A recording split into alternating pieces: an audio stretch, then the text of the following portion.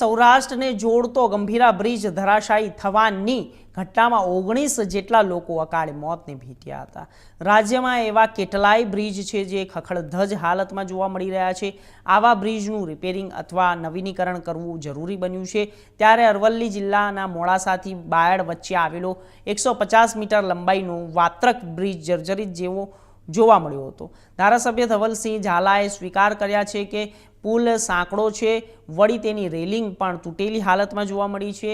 Bridge પરથી હજારોની સંખ્યામાં વાહનો ભારે તમામ લોકો અવરજવર કરતા હોય છે, ત્યારે 70 વર્ષ પહેલાં બનાવવામાં આવેલા વાત્રક બ્રિજ પર જર્જરિત હાલતમાં હોવાનું ધારાસભ્યએ સ્વીકાર્યો કર્યો છે। જ્યારે બાબત ધવલસિંહ ઝાલાએ સ્ટેટના અધિકારીઓની બ્રિજની તપાસ કરવા ગત વર્ષે ડિસેમ્બર માસમાં જાણ કરી હતી। ધારાસભ્યએ માંગ કરી છે કે બ્રિજની તપાસ કરવામાં આવે અને જરૂર જણાય તો બ્રિજનું રિપેરિંગ કામ કે પછી આ બ્રિજની આજુબાજુમાં 2 નવા બ્રિજ બનાવવામાં આવે, ત્યારે તંત્ર ધારાસભ્યની રજૂઆતને ગંભીરતાથી લઈ ગંભીર બ્રિજ જેવી ઘટના કે દુર્ઘટના બનતા રોકી શકે તેમ જોવાનું રહ્યું।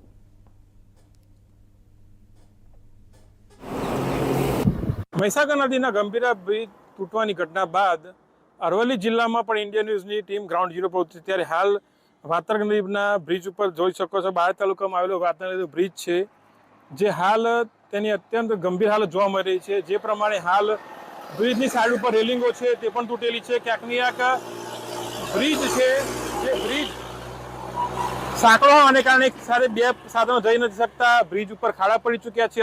ઘણી વખત બ્રિજ ઉપર જે છે હાલ વાહનો છે, ભારે વાહનો જતા હોય છે, ત્યારે બ્રિજ છે તે જર્જરિત હાલતમાં જોવા મળે છે। ત્યારે ઇન્ડિયાની ટીમ જ્યારે બહારના ધારાસભ્ય ધવલસિંહ ઝાલા પાસે પહોંચી, ત્યારે ધવલસિંહ ઝાલા દ્વારા પણ આ બ્રિજને જર્જરિત હાલતમાં હોવાનું સ્વીકારવામાં આવ્યું હતું।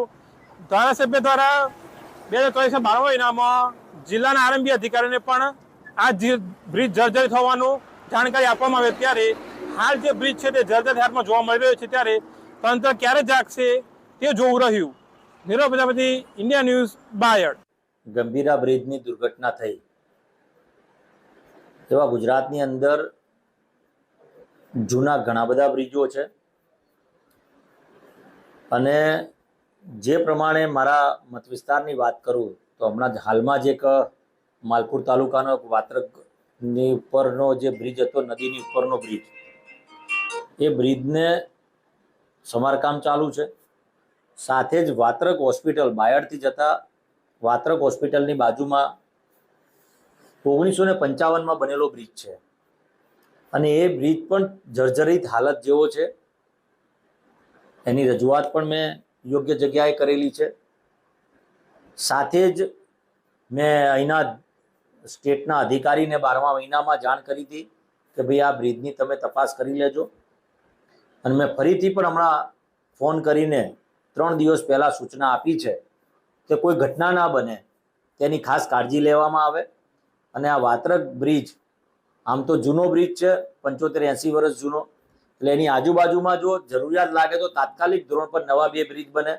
અને આ બ્રિજની મરમ્મત કરવાની જરૂર લાગતી હોય કે નવો બનાવવાની જરૂર લાગતી હોય તો ચોક્કસથી બનાવવાની ખૂબ જરૂરિયાત છે। કાં તો એને મરમ્મત કરવો જોઈએ, એની બંને બાજુની જે દિવાલો આવે પુલની, બ્રિજની, એ દિવાલો પણ વંથલી ખાતે